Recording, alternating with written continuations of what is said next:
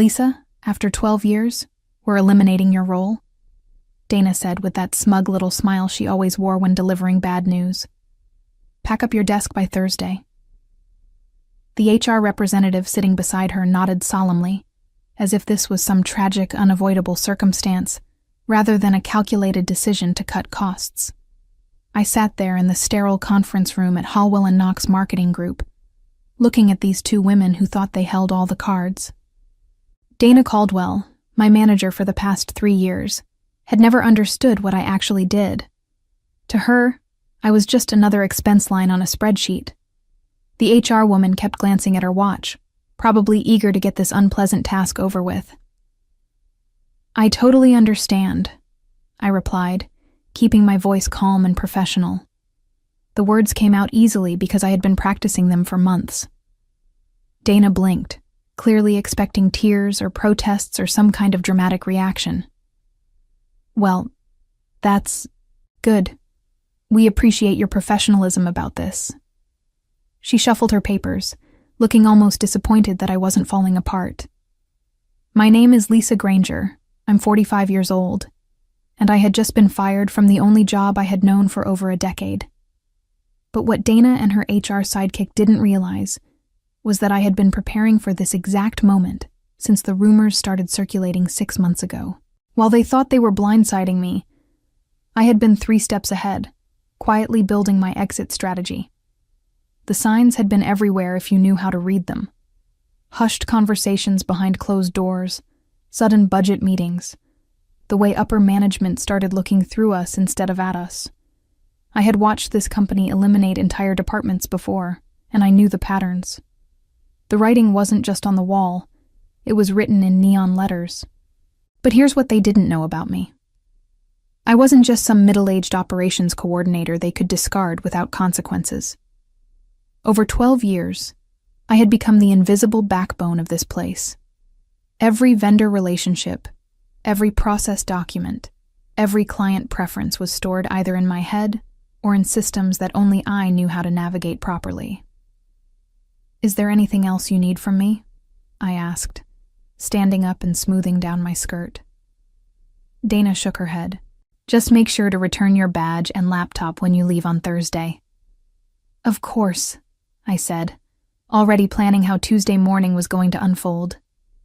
They had no idea what was coming, but I could barely contain my excitement. This wasn't an ending. It was the beginning of the most satisfying week of my professional life. Walking back to my desk after that meeting, I felt strangely liberated. 12 years of my life at Hallwell and Knox Marketing Group, and it was ending not with recognition or gratitude, but with a cold corporate dismissal. As I passed my colleagues' desks, I wondered how many of them knew what was happening. The office felt different now, like I was seeing it through new eyes. My desk was tucked away in the operations corner, surrounded by filing cabinets and the constant hum of the printer. It wasn't glamorous, but from this spot, I had managed the intricate web of relationships and processes that kept this company running. Vendor contracts, client databases, workflow systems, all of it had been my domain for over a decade. I opened my laptop and began what I like to call my transition preparation. For months, I had been quietly backing up essential documents to my personal drives. Not company property, but the processes and contact lists I had developed through my own relationships and experience. Every vendor I had cultivated, every client preference I had learned, every shortcut I had discovered. These were the fruits of my labor, not the company's assets. My phone buzzed with a text from my friend Jennifer, who worked in accounting. "Heard about the meeting. You okay?" "Better than okay," I texted back. "Trust me on this one." The truth was, I had been having conversations with competing firms for weeks. Not actively job hunting, mind you, but staying connected with industry contacts who had been trying to poach me for years, particularly Kevin Harrison at BrightPath Creative Solutions, who had been persistently suggesting that I consider making a move. "The offer stands whenever you're ready," he had said just last week over coffee. "We need someone with your expertise and client relationships." At the time, I had smiled politely and said I wasn't ready to leave. But now, sitting at my desk, knowing that Thursday would be my last day, I felt ready to make that call. Dana walked by without making eye contact, probably relieved that the difficult conversation was over. She had no idea that she had just triggered a chain of events that would expose exactly how much the company depended on my institutional knowledge.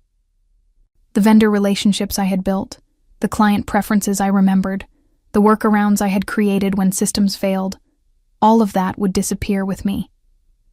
I pulled up my personal contact list and started making mental notes about which clients might be interested in following me to a new firm. After 12 years of excellent service, I had built relationships that extended far beyond company loyalty. That evening, I sat in my kitchen with a cup of tea and my laptop, finally allowing myself to process what had happened. The initial shock had worn off, replaced by a calm determination that surprised even me. For so long, I had been the reliable one, the person who fixed problems quietly and never asked for recognition. But being dismissed so casually had awakened something in me. A fierce desire to show them exactly what they were losing. I opened my email and found the message from Kevin Harrison that I had been saving for the right moment. Lisa, I know you've been happy at Hallwell & Knox, but our offer remains open. We're looking for someone to head up our client relations division, and honestly, you're the only person we want for the job. The salary is competitive, the benefits are excellent, and you'd have the autonomy to build the department the way you envision it. For the first time in months, I smiled genuinely. I crafted my response carefully. Kevin, I find myself in an unexpected position to consider new opportunities. Could we meet tomorrow to discuss the details? His reply came within minutes. Absolutely. How about lunch at Romano's at noon? While I waited for his response, I began documenting everything I knew Dana and her team would struggle with once I was gone. The quarterly client presentation was scheduled for Tuesday morning, just 5 days away. It was Hallwell & Knox's biggest pitch of the year, worth potentially millions in new business. The irony wasn't lost on me, that they had chosen to eliminate my position just days before they would need my expertise the most. I knew that when my access was terminated on Thursday, it would trigger a cascade of problems. The client database was tied to my login credentials. The vendor payment system required my authorization codes. The digital filing system that housed years of client preferences and project histories was organized according to my personal methodology, one that I had never fully documented because no one had ever asked. My phone rang, interrupting my thoughts. It was my sister Patricia calling from Denver. "How was work today?" she asked, the way she always did. "Interesting," I replied. "I got laid off after 12 years. "Oh, honey, I'm so sorry. Are you okay? Do you need anything?" "Actually, I'm better than okay. I think this might be the best thing that's happened to me in years." She paused, probably trying to figure out if I was in shock. "Are you sure you're handling this well?" "Patricia, trust me. By next week, they're going to realize that letting me go was the biggest mistake they could have made. And by then, I'll be starting fresh somewhere that actually values what I bring to the table."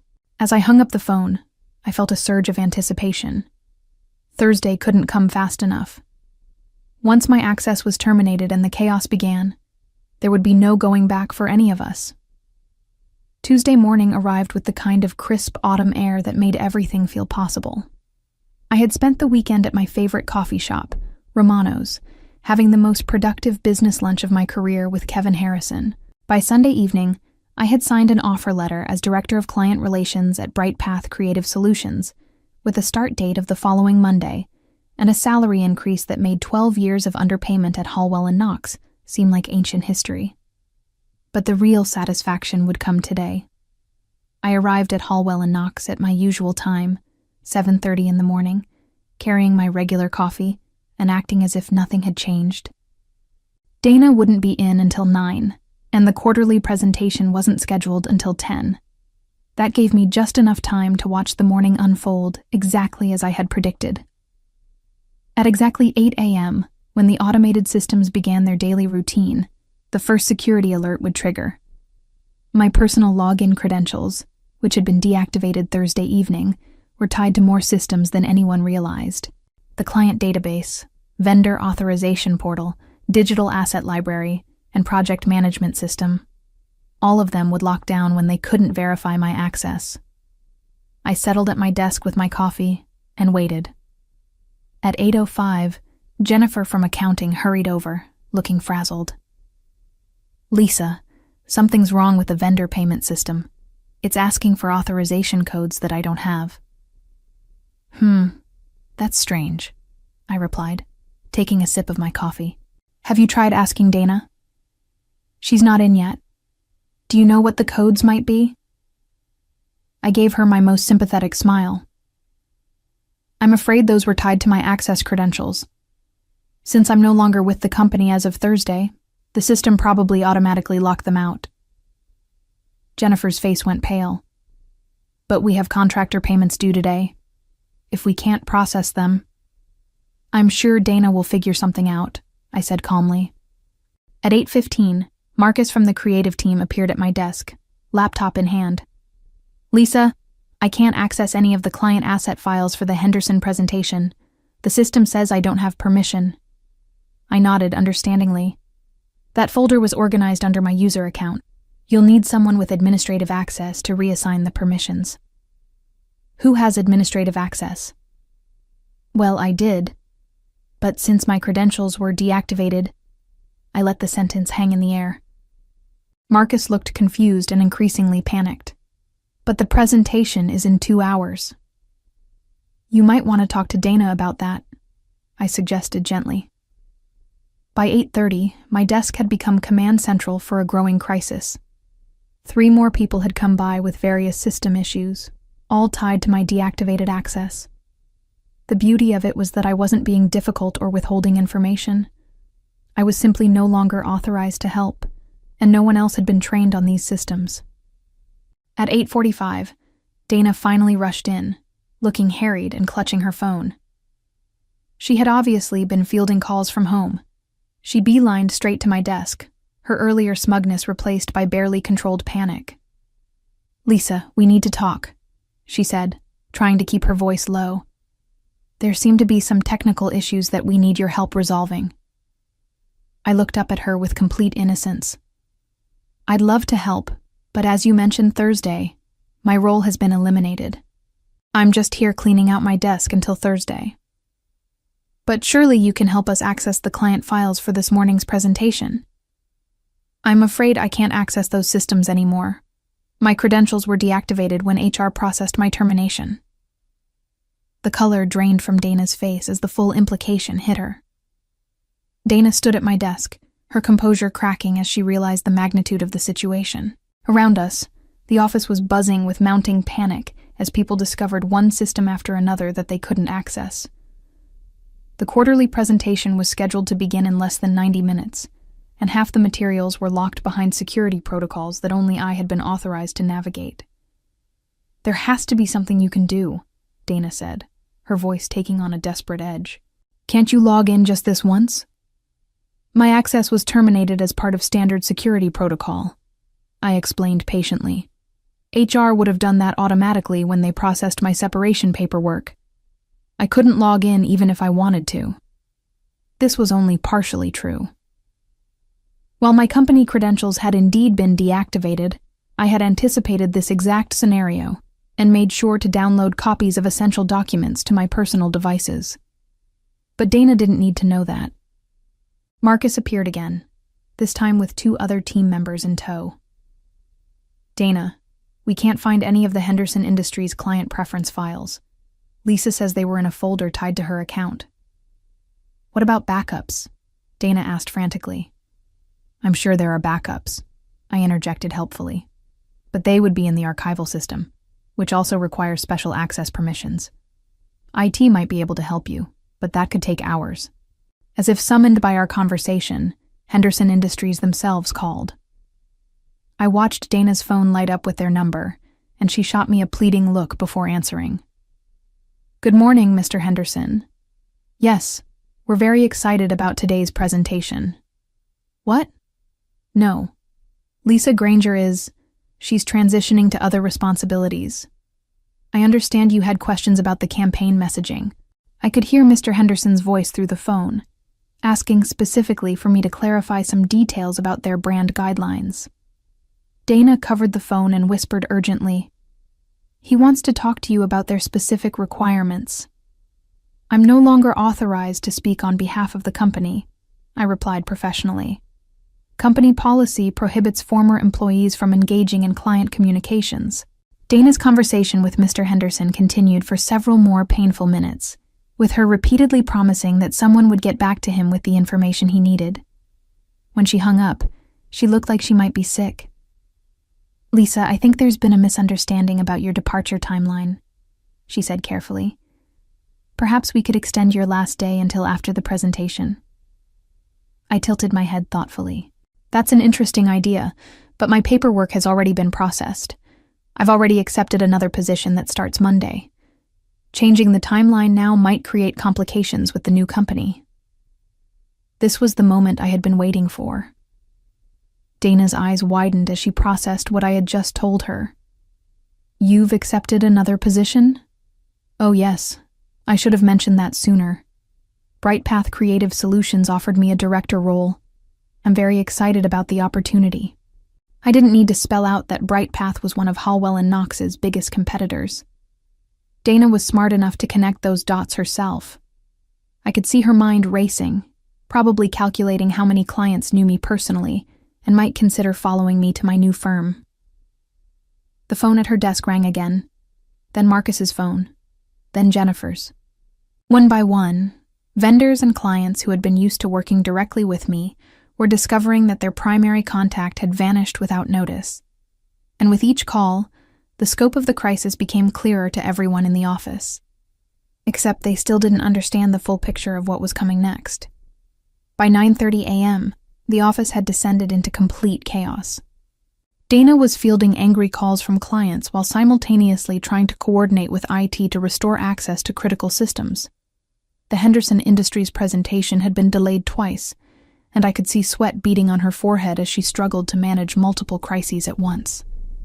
That's when my phone rang with a call that would make this morning even more interesting. "Lisa, this is Patricia Chen from Henderson Industries," the voice said.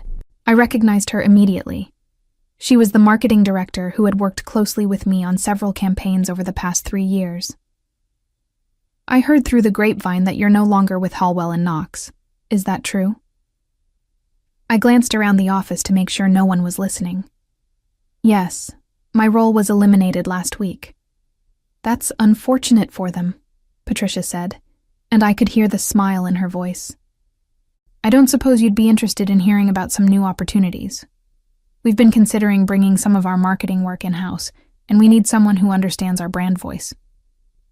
This was an unexpected development, but a welcome one. I'd certainly be open to discussing it. "Perfect. Are you available for lunch today? I know it's short notice, but we're moving quickly on this." "I think I can make that work," I said, watching Dana frantically searching through filing cabinets. After I hung up, I noticed that Jennifer from accounting was hovering nearby, looking nervous. "Lisa, I hate to bother you with this, but we've got a serious problem with the Miller & Associates contract. They're saying their payment is 3 weeks overdue, but I can't find any record of the invoice in our system." I nodded sympathetically. The Miller invoices were always processed through a special workflow because of their unique billing requirements. It's documented in the vendor management folder, but that's locked with everything else. "Is there any way you could walk me through it? Just this once?" "I wish I could help, but I'm not authorized to access company systems anymore. Plus, there might be liability issues if I'm providing guidance on financial processes after my termination." This was true, but it was also convenient.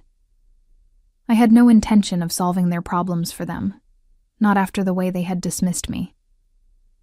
At exactly 10 a.m., when the Henderson presentation was supposed to begin, Dana made an announcement to the office. "Due to some technical difficulties, we're postponing this morning's client meeting until later today." I checked my email and found 3 new messages. The first was from Kevin Harrison at BrightPath, confirming details about my Monday start date, and asking if I needed anything for the transition. The second was from Patricia Chen, suggesting we meet at Fontaine Bistro for lunch. The third was from Tony Rodriguez at Miller & Associates, asking why their regular contact person seemed to have disappeared. I responded to all 3 emails quickly, then stood up and gathered my purse. "Dana," I called out pleasantly, "I'm taking an early lunch today. I should be back around 2. She looked up from her computer screen, her eyes wild with stress. "Actually, could you stay through lunch? We really need to sort out these system issues." "I'm afraid I have a prior commitment," I said, "but I'm sure you'll figure everything out." As I walked toward the elevator, I could hear phones ringing throughout the office and Dana's increasingly strained voice trying to manage the crisis. The elevator doors closed just as I saw her pick up another call, probably from yet another confused client or vendor. The real fun was just getting started. Lunch at Fontaine Bistro was the most productive meal I had eaten in years. Patricia Chen from Henderson Industries had come prepared with a formal consulting proposal that would pay me more per month than I had been making at Hallwell & Knox for an entire quarter. But the real satisfaction came when she explained why they were moving so quickly. "Honestly, Lisa, you were the only reason we stayed with Hallwell & Knox as long as we did," she said, cutting into her salmon. "You understood our brand better than their entire creative team. When we heard you were available, it was a no-brainer." "I appreciate that," I replied, trying to contain my excitement. "When would you want to start?" "How about next week? We can work around your other commitments." I signed the consulting agreement right there at the table, knowing that Dana was probably still scrambling to reschedule the presentation that should have showcased Henderson Industries as a satisfied client. The irony was delicious. When I returned to the office at 2 p.m., the atmosphere had deteriorated even further.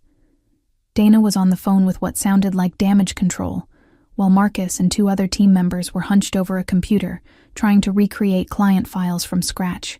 "Lisa," Dana called out the moment she saw me. "We need to discuss extending your transition period. There are complications we didn't anticipate." "What kind of complications?" I asked innocently. "Several clients have called asking for you specifically, and we're having trouble accessing some of the project documentation."